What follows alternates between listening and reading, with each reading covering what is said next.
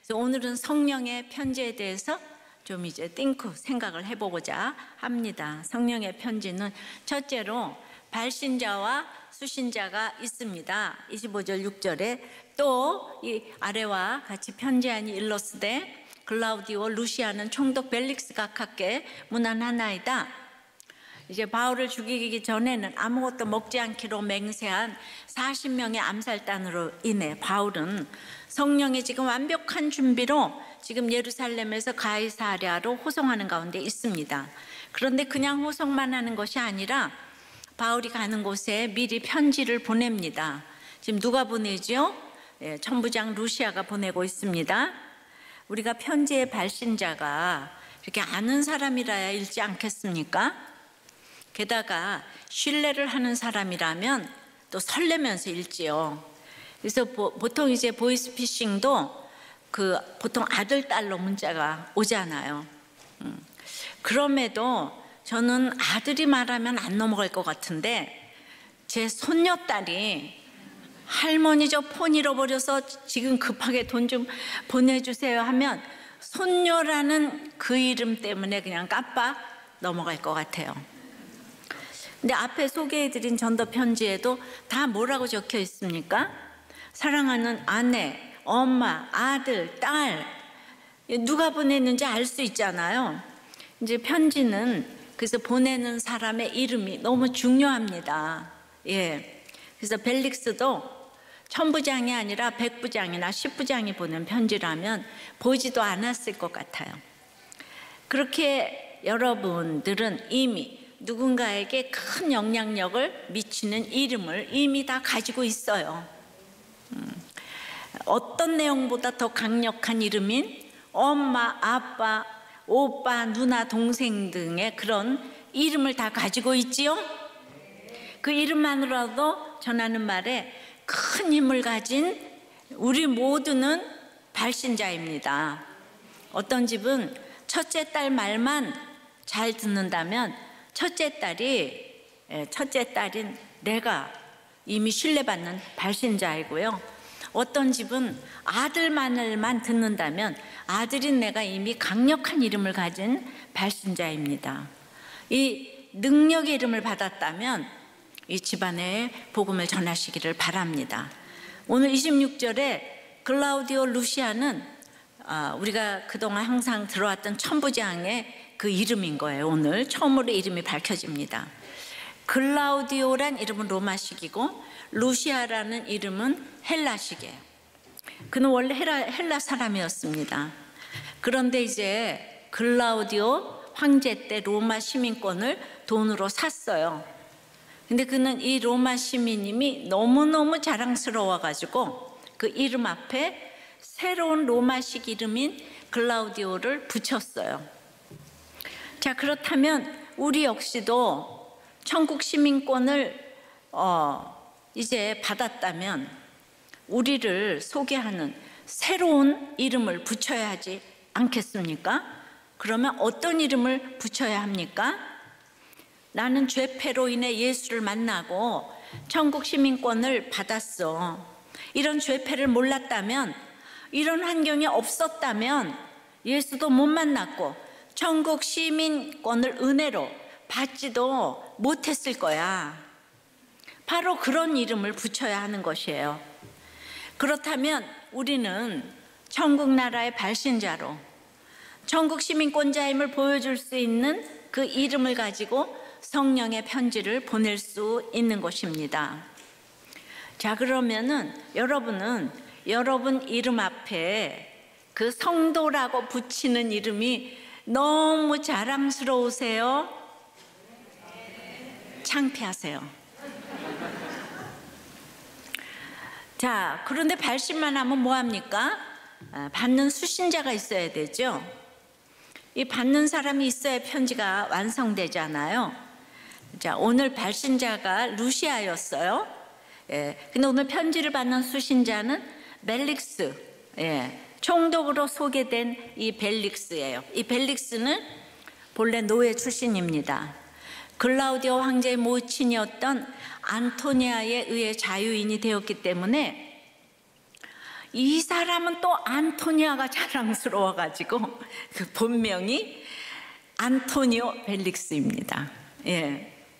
그러니까 노예였는데 지금 총독이 된 것이죠.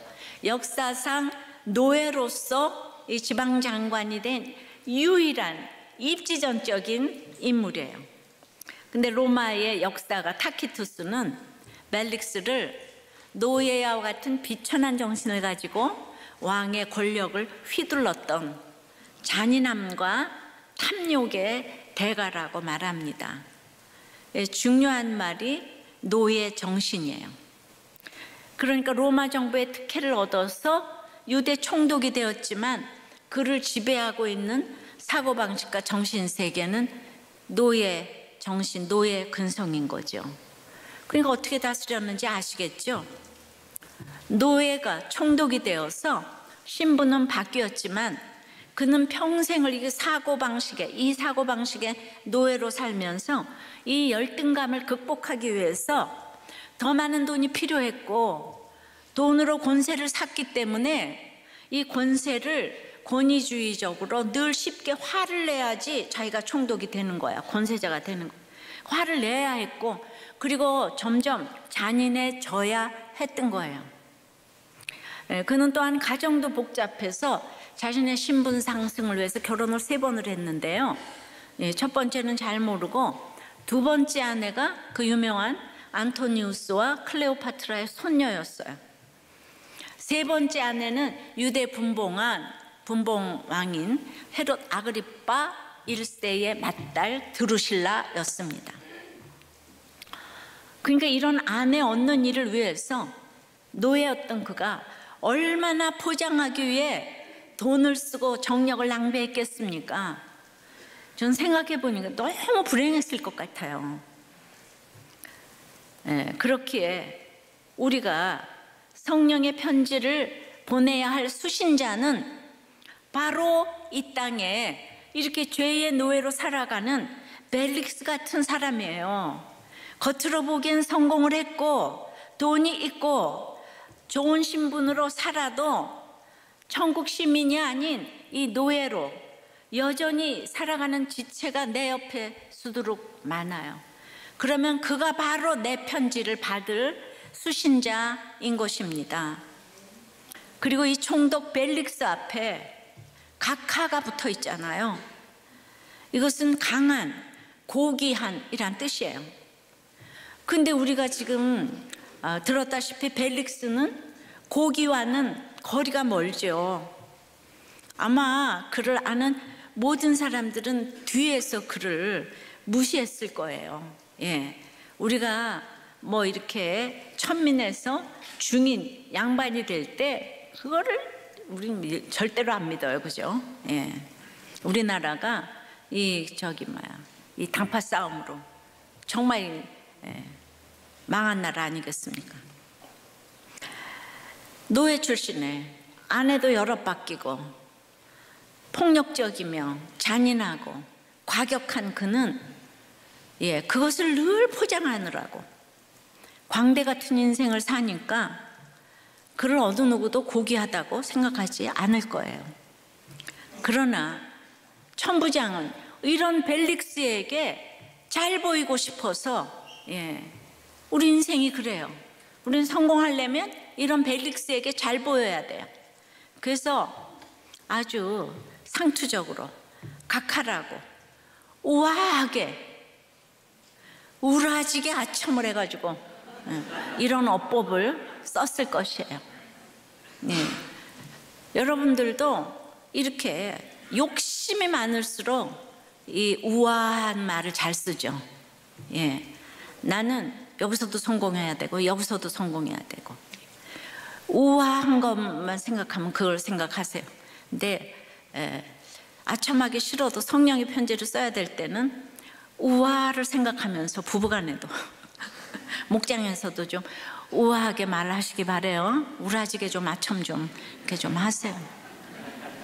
근데 이제 이걸 보면서 수신자, 발신자, 루시아나 벨릭스나 우리 인간군상 아니겠습니까? 도리어 우리는 부러워하지요. 믿음이 없어도 나의 유익을 위해서 우리는 루시아처럼 알맞게 착합니다. 그리고 또 알맞게 악합니다. 예. 그리고는 서로 옳고 그름을 논해요. 그러나 우리 이 세상에 천부장, 총독 싫은 사람은 어디 있겠습니까? 이런 세속사에서 구원을 위한 구속의 역사, 구속사로 넘어가는 것이 구원인데, 예, 벨릭스 끝에까지 구속사로 못 넘어갔어요. 왜? 지위가 있고 돈이 있으니까 절대로 못 넘어가요. 그래서 그 구속사로 넘어가는 이 구원, 예, 구원받은 사람, 그런 우리가 보내는 편지가 성령의 편지입니다. 그러니까 우리가 편지를 보낼 대상은 벨릭스처럼 때론 참 무시가 될 수 있어요. 하지만 내 죄를 더 깊이 안다면 내 이름 앞에 씻을 수 없는 내 죄패가 천국 시민권자로 새로운 이름이 붙여져 있다면 벨릭스 같은 저 사람도 상대도 나보다 더 고귀할 수 있다는 것을 깨닫게 되죠. 그런 깨달음으로 이 편지를 보낼 때 그 내용이 전달이 되는 거예요.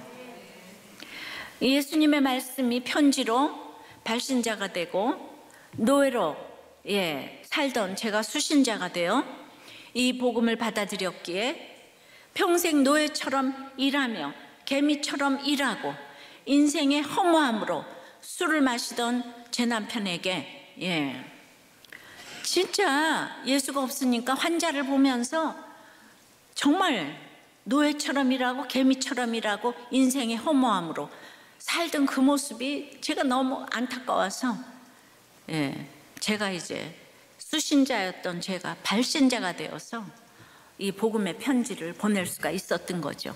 그저 남편으로 묶어주신 이유 하나만으로, 그 남편이란 이름 하나만으로 남편을 존귀하게 여기며 역할에 순종하며 성령의 편지를 날마다 이렇게 보냈죠. 저야말로 벨릭스처럼 눈치만 보면은 눈치 구단의 노예처럼 살았어요. 제 전공이 노예잖아요. 노예. 성령의 편지는 나와 똑같이 세상에 종로를 타고 있는 사람을 찾아가는 편지입니다. 적용해 보세요. 내가 구원 때문에 안타깝게 편지를 보내야 할 수신자는 누구입니까? 그래서 내가 편지를 보내면 좋아할까요? 싫어할까요? 여러분의 관계 속에서 한번 질문을 해보세요. 고부간의 장서간의 관계에서 시어머니가 며느리한테 편지 보내면 좋을까요? 싫을까요? 장모가 사위한테 편지를 보내면 좋을까요? 싫을까요? 거꾸로 다 해보세요. 우리는 참 구체적으로 시자는 시금치도 안 먹잖아요, 우리가. 에덴 동산에 시어머니가 없어서 좋다는 사람들이 그렇게 있더라고요. 자, 성령의 적용 질문 좀 더 띄워주세요.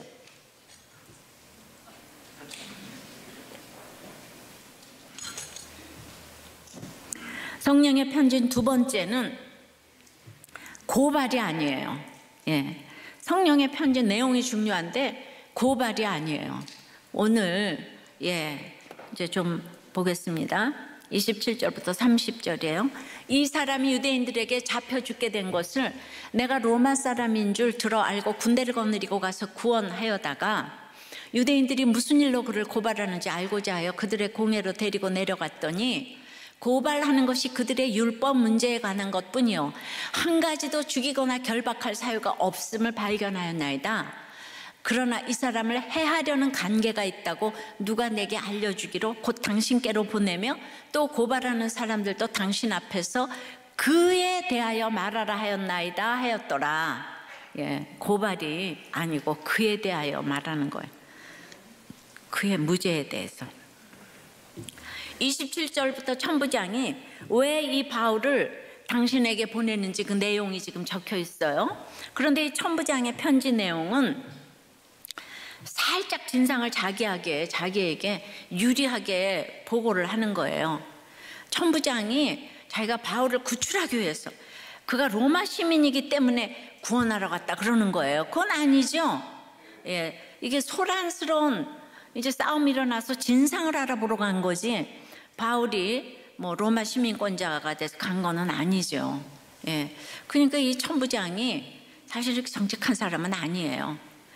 그 바벨론 70년 포로 생활을 하던 이스라엘을 해방시켜준 고레스도, 사도들을 살려준 바울의 스승 가말리엘도 믿은 사람들이 아닌 거예요.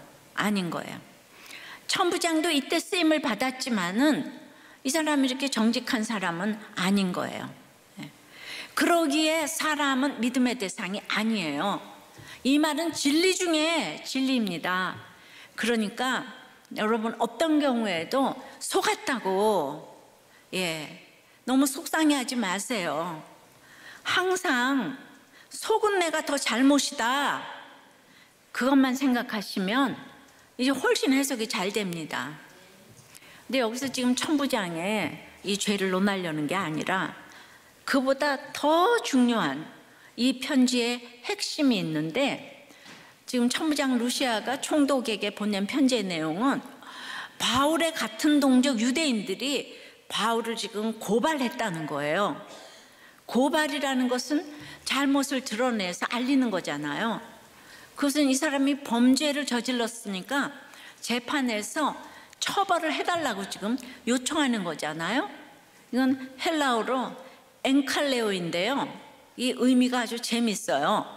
조금 과장해서 말하자면 고발은 내 것 내놓아라, 이렇게 외치는 거예요. 돈 꿔준 사람이 돈을 갚지 않는 빚쟁이에게 내 것 내놔라 라며 소리쳐가지고 이 사람이 빚쟁이임을 사방에 알리는 거죠. 그러니까 우리 고발하고 이러면 다 알려지잖아요. 뭐 소송하면 다 알려지잖아요. 유대인들은 자기 민족의 자존심과 정체성을 바울이 뺏어갔다고 여겼어요. 심지어 그것을 이방인에게 거저주어서 값싸게 만들어버렸다고 여겼습니다. 그래서 바울을 향해서 내 거 내놔, 지금 이렇게 외치듯 고발한 거예요. 유대인들의 고발이 얼마나 대단했는지 천부장의 이 간단한 보고에 고발이란 단어가 3번이나 나오고 35절에 한 번 더 나와서 4번이나 지금 오늘 본문에 고발이 나와요. 그러니까 한마디로 바울이 자기들의 자리와 기득권과 이 모든 아주 그냥 이권을 다 뺏어갔다는 뜻이에요. 바울 때문에 교회가 안 돼. 유대인도 교회잖아요, 예루살렘 교회. 그러니까 이제 내 거 내놔, 고발을 지금 그냥 막 4번이나 이제 이 얘기가 나왔잖아요. 천부장은 이 고발에 대해 조사한 결과가 무죄. 그러면 이제 사건을 종결하면 되잖아요. 근데 그렇게 할 수가 없었어요. 30절에 보면은 바울을 해하려는 간계를 꾸민 결사대가 지금 나오잖아요. 사유로 안 되니까 악한 음모를 꾸미는 간계를 쓰는 거예요. 이 간계라는 또 헬라어 단어가 신약에서 이렇게 4번이나 나오는데 그 대상이 모두 사도행전에 바울인 거예요. 여러분, 기가 막히지 않아요? 둘째 가려면 서러울 만큼 가장 열심히 전도한 사도인데 사람들의 간계를 혼자 다 받는 듯한 이 고난을 당한 거예요. 어쨌든 이 소동의 진상을 밝히기 위해서 공회도 소집하고 증언도 찾고 증인도 찾고 증거도 모으고 아무리 조사를 해봐도 뭐예요? 그가 무죄라는 거예요. 그러니까 벨릭스 총독 각하, 내가 보내는 이 죄수 바울은 무죄예요. 이것이 편지를 보내는 목적입니다. 천부장이 자신을 약간 생색을 내면서 어필하긴 했지만은 이 편지는 자신의 업적을 보고하기 위해 벨릭스에게 보내는 편지가 아니라 오늘 30절에 그에 대하여 말하고자 함. 그는 바울이죠.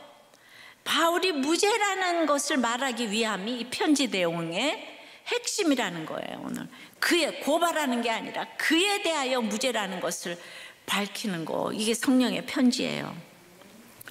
자, 다시 고발하다를 뜻하는 엔칼레오가 성경에 지금 7번 나오는데 6번이 사도행전에서 바울에 대해서만 쓰였는데 오늘 본문에서 4번이 쓰였어요. 예. 지금 그거는 그만큼 유대인들이 절박하다는 거예요. 오늘 바울을 고발하지 않으면 자기들이 지금 죽게 생겼다는 거예요. 예. 이 정치하고 똑같죠, 그죠? 야, 오늘 이 짧은 본문에 고발이 지금 3번. 예. 다 이렇게 성경을 보면 이 세상 지혜가 다, 세상에 정치, 경제, 문화가 다 들어와 있죠. 이제 7번 중에 6번이 사도 바울에게 쓰였는데, 그러면 나머지 한 번은 어디에 쓰였을까요? 로마서 8장 33절 4절에 누가 능히 하나님께서 택하신 자들을 고발하리요. 고발이 또 나오죠. 의롭다 하신 이는 하나님이시니, 예, 그러니까 고발이나 누가 정죄하리요. 따라서 예수님과 위대한 결혼을 한 우리는 이 아무리 고발해도 이 정죄하는 고발에 넘어지면 안 되겠어요. 그러니까 성도가 당하는 고발은 성도를 일깨워 거룩하게 하려는 성령의 고발입니다. 넘어가면 안 돼요. 자, 다시. 자, 연애 편지는 나와 너에 대해서 쓴 편지예요. 직장에서 업무를 보고하는 편지는 일에 대한 편지입니다. 군대에서 아들이 부모에게 쓴 편지 역시 편지를 받는 수신자, 즉 부모님이 얼마나 고맙고 감사했는지 받는 사람에 대해 쓰는 편지예요. 하지만 성령의 편지는 이제 보내는 나에 대해 혹은 나의 업무를 보고하는 편지가 아니고요. 또 받는 너에 대해서 감사와 존경에 대해 쓰는 편지가 아니고요. 바로 그에 대해서 쓰는 편지인 거예요. 그가 지금 오늘 바울이잖아요. 그런데 바울을 넘어서 예수 그리스도. 진짜 그러면 그가 어떻다고 쓰는 편지입니까? 지금 바울이 무죄잖아요. 그는 무죄인 거예요. 그는 무죄. 이게 성령의 편지입니다. 지금 천부장이 벨릭스 총독에게 쓰는 편지의 내용이 무엇입니까? 바울이 죄수로 묶여서 가는 죄수 바울이지만 벨릭스 총독 각하 그에게서 한 가지도 죽이거나 결박할 사유를 발견하지 못했습니다. 그는 무죄예요. 이게 편지의 내용입니다. 그렇습니다.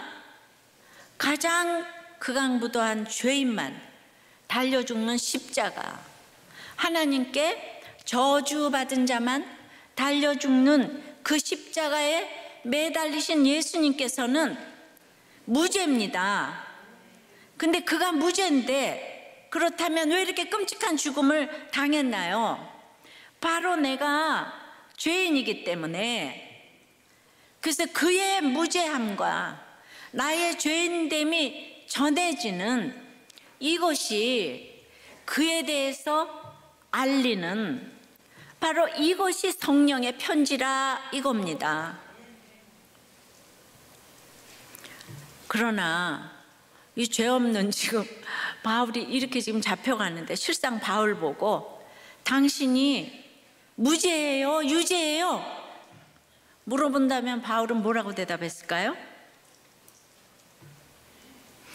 지금 너무 그냥 정말 억울해서 죽을 지경에 이르렀는데 여러분 보고 당신이 유죄예요? 무죄예요? 그럼 여러분 뭐라고 대답할 거예요? 무죄예요 이럴 거 아니에요, 그죠? 근데 바울은요, 나는 죄인입니다 그러는 거죠. 한 번 더 물어보면 죄인 중에 괴수예요 이래요. 실제로 바울이 죽기 전까지 그랬잖아요. 난 죄인 중에 괴수다. 그러나 하나님께서 자신을 이렇게 끝까지 죄인이라고 여기는 바울을 지금 로마 법정을 통해 그가 무죄라 선언을 해주십니다. 예, 잘 들으세요. 그러면 이 성경의 얘기를 어떻게 우리에게 적용을 해야 할까요? 우리는 오늘 그를 고발하는 게 아니고 그가 무죄임을 알려야 돼요. 누구요? 예, 바울, 예수님이요. 그럼 예수님은 누구죠? 이 소자에게, 형편없어 보이는 이 소자에게 냉수 한 그릇 대접하는 자가 바로 예수님께 하는 거라 그랬잖아요. 마찬가지로 내 인생을 망친 것 같은 그 사람, 나를 속이고 배신한 그 사람은 나의 죄를 알게 하기 위해서 수고한 그이기 때문에 그는 무죄인 거예요. 그러니까 내가 죄인임을 적어 내려가는 것이 바로 성령의 편지입니다. 바울은 이 땅에서 가장 믿음이 좋기 때문에 죽기까지 죄인이라고 외치고 늘 다른 사람은 무죄라고 하니까 바로 이것이 성령의 편지입니다. 여러분 지난주일에 그랬잖아요. 재료가 좋은 쪽이 항상 사과한다고 했잖아요. 재료가 좋은 쪽이, 여자가 뼈고 남자가 흙이기 때문에 재료가 좋은 쪽이 항상 사과를 하고 구원에는 여자의 역할이 절대적이라고 얘기를 했습니다. 근데 여자의 그 뼈 정도가 아니고 우리는 구원받았기 때문에 재료가 좋아도 너무 좋은 거예요. 하나님의 형상으로 우리는 구원받았잖아요. 그러니까 이 땅에 누구와도 뭐 대통령, 할아버지라도 비교할 수가 없어요. 그러니까 이 구원받은 성도는 누구에게도 사과할 수 있어야 합니다. 구원이라는 그러니까 여러분들이 이게 부활을 느끼지를 못해서 구원이 뭔지를 모르니까 이 땅의 시각으로 옳고 그르고를 따지는 거죠. 그러니까 이 땅에서 나의 죄인됨과 예수님으로 분한 원수 같은 아내와 남편과 모두 그 모든 사람들의 예수님으로 분한 그 원수 같은 그 사람들의 무죄를 증언하는 성령의 편지를 쓰면서 이제 우리는 살아야 되는 거예요. 이게 구원을 받은 사람은 억울하지가 않아요.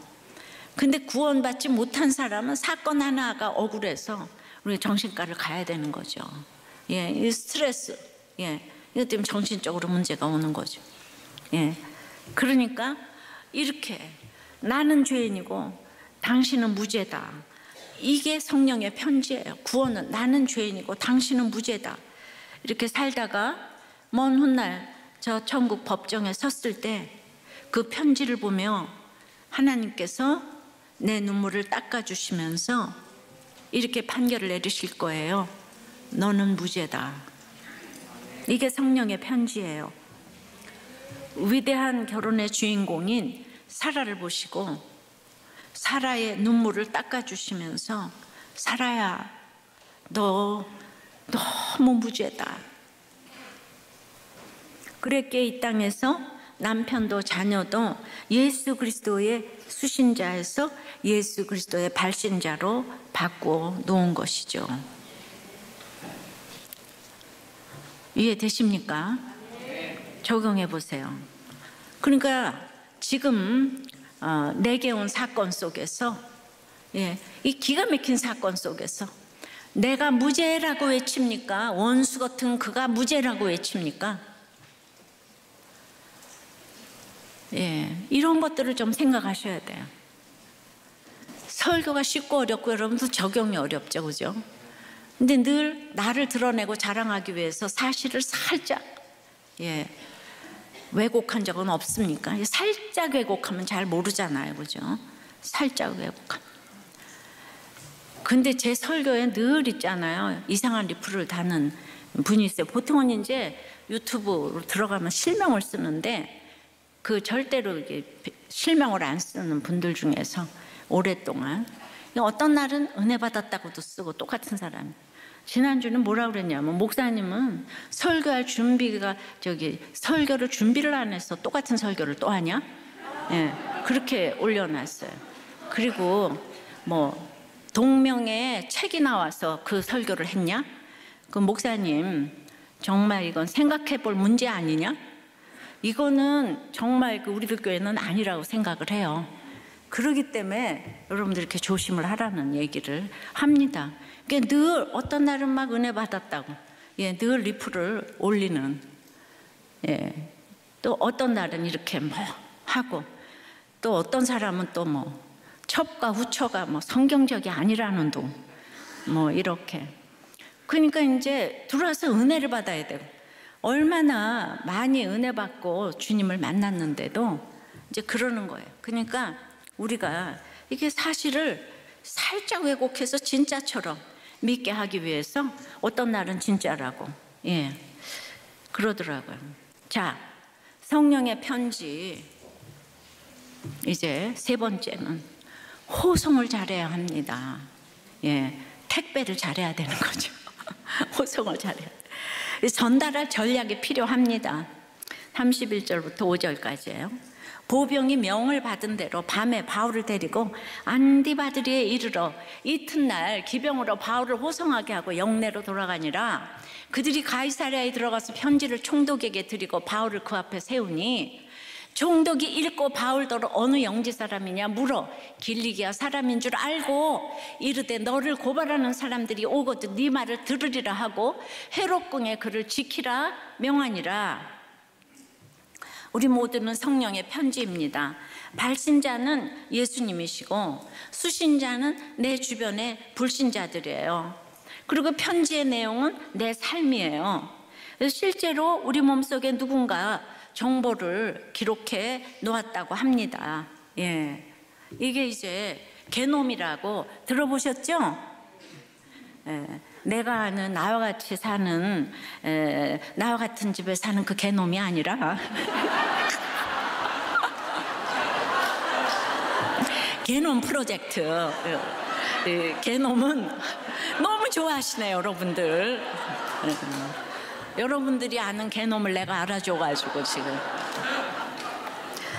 게놈은 생물이 담고 있는 유전자의 전체 염기 서열을 말하며 DNA로 암호화되어 있는 유전자의 총량을 뜻하는데, 유전자는 아데닌, 티민, 사토신, 구아닌 등 4개의 염기로 구성되어 있고 대략 31억 개의 염기쌍으로 인간 게놈이 만들어져 있다고 합니다.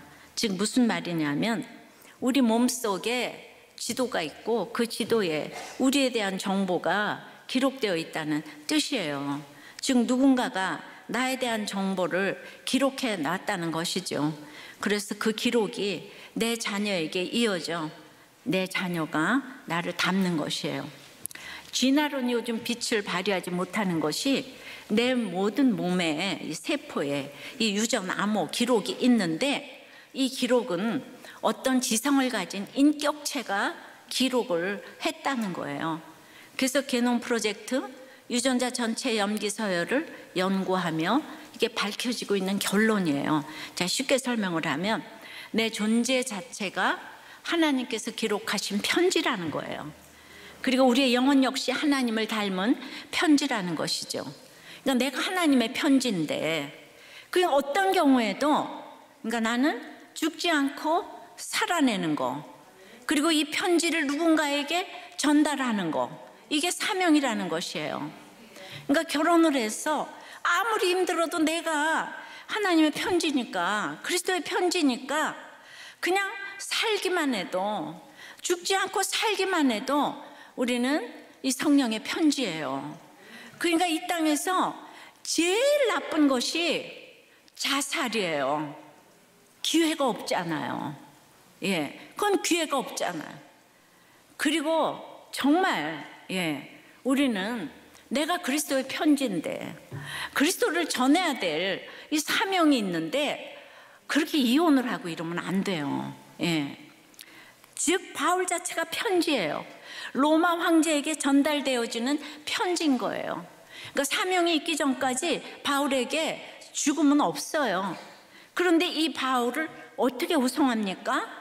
아주 전략적으로 전달을 하는데 31절에 한낮이 아니라 이제 밤에 바울을 호송합니다.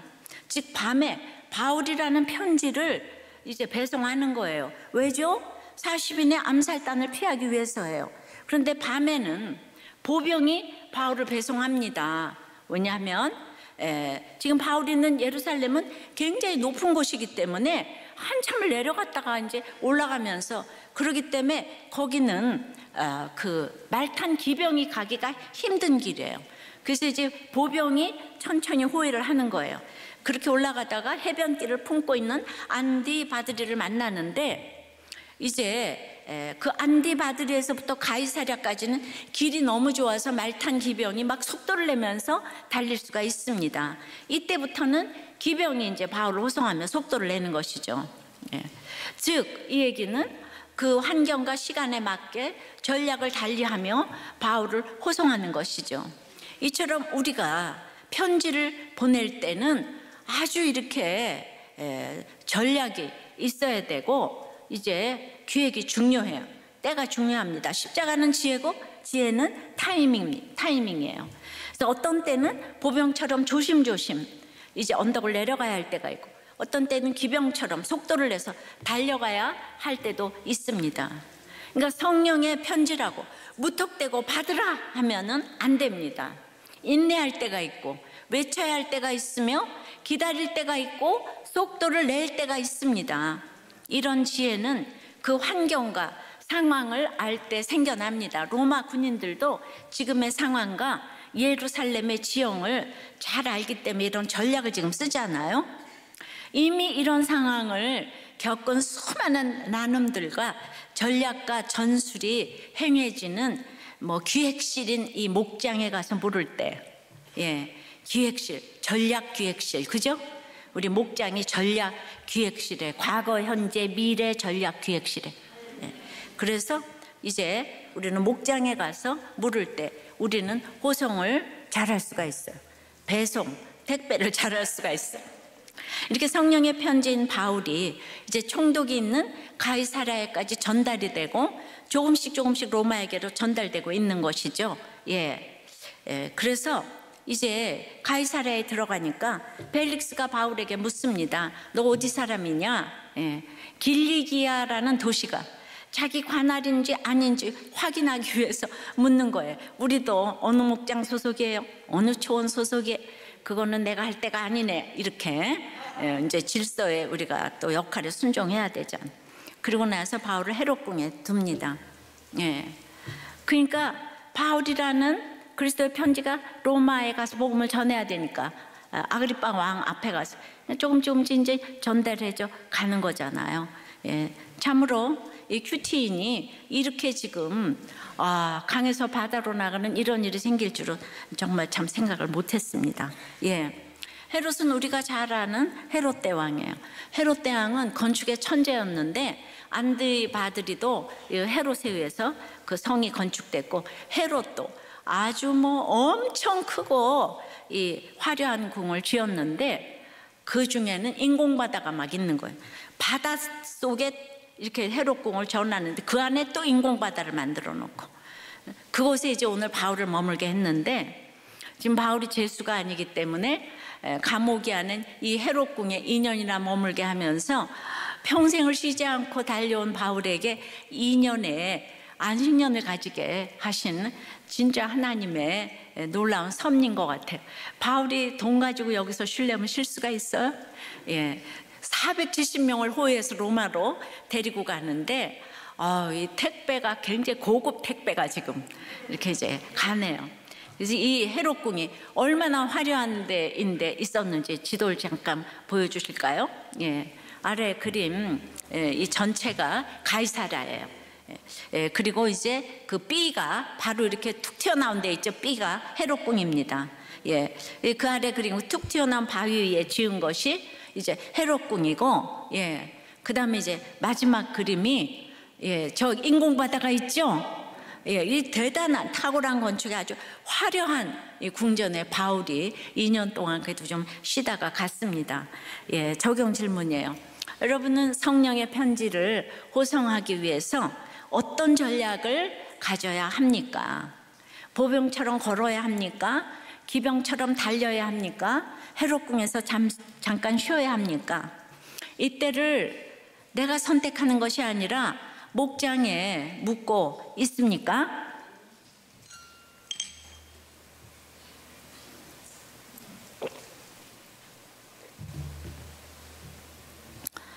제가 이제 지난주에 정말 감동적인 편지를 받았어요. 예. 자, 저보고 설교할 시간 없어서 같은 설교를 또 했냐 이러시는데, 예, 정말 이 편지 받고 은혜를 받으시기 바라요. 안녕하세요, 목사님. 저는 몸이 너무 건강하지 못한 90세를 바라보는 친정엄마가 그냥 진짜 너무 아프세요. 근데 한 번만 우리들 교회 가보는 것이 소원이라는 이야기에 건강이 요즘 더 나빠지셔서 지지난주 수요일 판교로 모시고 왔는데, 엄마가 목사님 보고 싶다고 축도가 끝나기 전에 자기가 있는데도 막 뛰어나가셔서 목사님을 그냥 용감하게 만나고 사진까지 막 찍으셔서 제가 이제 기억을 좀 합니다. 예, 그런데 그 찍은 사진을 교회 직원분이 저에게 전송도 해주셨대요. 목자님인지 뭐 누군지 모르겠는데 이분이 보시기에는 다 교회 직원분으로 이렇게. 예.